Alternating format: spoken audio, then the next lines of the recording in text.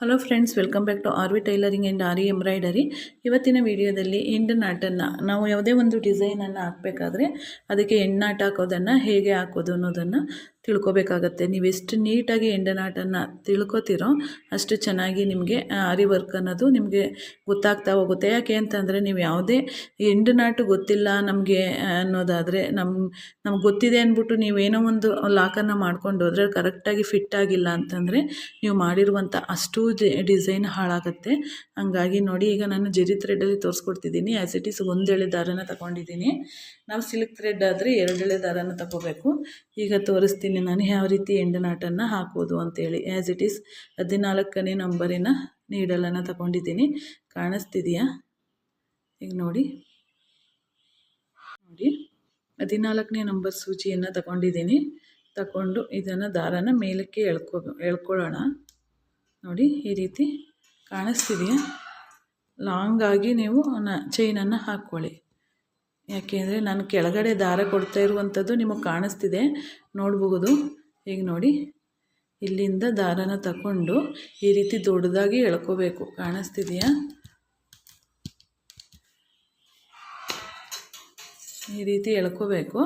ಎಳ್ಕೊಂಡಿದ್ದಾದ ನಂತರ ಅದೇ ದಾರದೊಳಗಡೆಯಿಂದ ಇನ್ನೊಂದು ದಾರನ ಎಳ್ಕೊಳ್ಳೋಣ. ಈ ರೀತಿ ಎಳ್ಕೊಂಡಿದ್ದಾದ ನಂತರ ನೋಡಿ, ಈ ಕಾಣಿಸ್ತಿದೆಯಾ? ಈ ಒಳಗಡೆಯಲ್ಲಿರುವಂತಹ ದಾರವನ್ನು ಈ ರೀತಿ ಎಳ್ಕೋಬೇಕು. ಇದು ಎಂಡ್ ನಾಟ್. ನೋಡಿ, ಇನ್ನೊಂದು ಸತಿ ನಾನು ತೋರಿಸ್ಕೊಡ್ತೀನಿ. ಕಾಣಿಸ್ತಿಲ್ಲ ಅಂತಂದರೆ ನೋಡಿ, ಆ ಕಡೆಯಿಂದ ದಾರನ ಈ ರೀತಿ ಎಳ್ಕೊಳ್ಳೋಣ. ಎಳ್ಕೊಂಡು ಚೈನನ್ನು ಹಾಕ್ಕೊಳ್ಳೋಣ. ನೋಡಿ, ಚೈನನ್ನು ಹಾಕ್ಕೋಬೇಕು.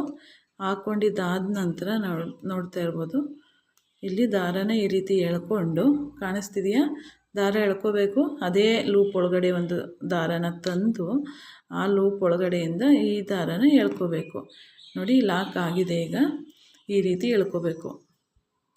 ಪುನಃ ಈಗ ನಾನು ಜರಿ ಥ್ರೆಡ್ಡಲ್ಲಿ ತೋರಿಸ್ಕೊಟ್ಟಾಯ್ತಲ್ವ.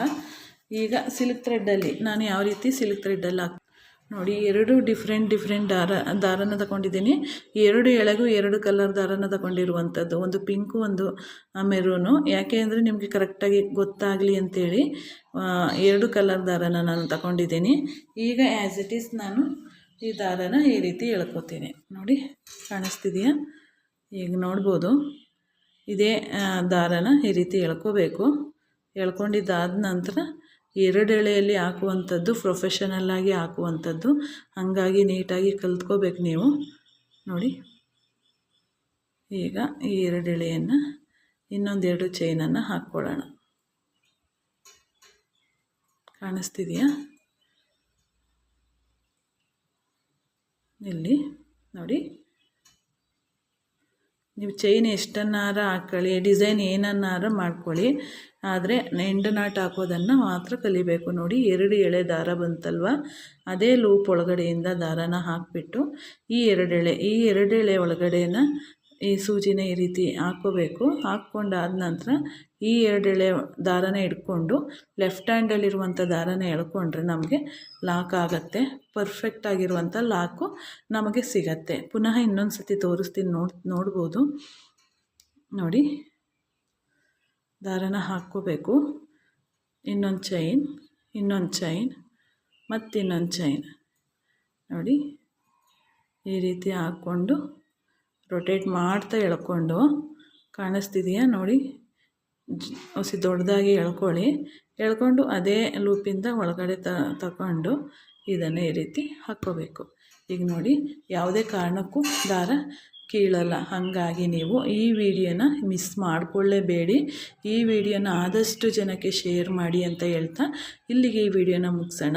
ಗೊತ್ತಾಗಿಲ್ಲ ಅಂತಂದರೆ ಹೇಳಿ, ಇನ್ನೂ ಈಸಿಯಾಗಿರೋ ಮೆಥಡನ್ನು ನಾನು ಹೇಳ್ಕೊಡ್ತೀನಿ ಅಂತ ಹೇಳ್ತಾ ಧನ್ಯವಾದಗಳು friends. Thank you for watching. Thank you.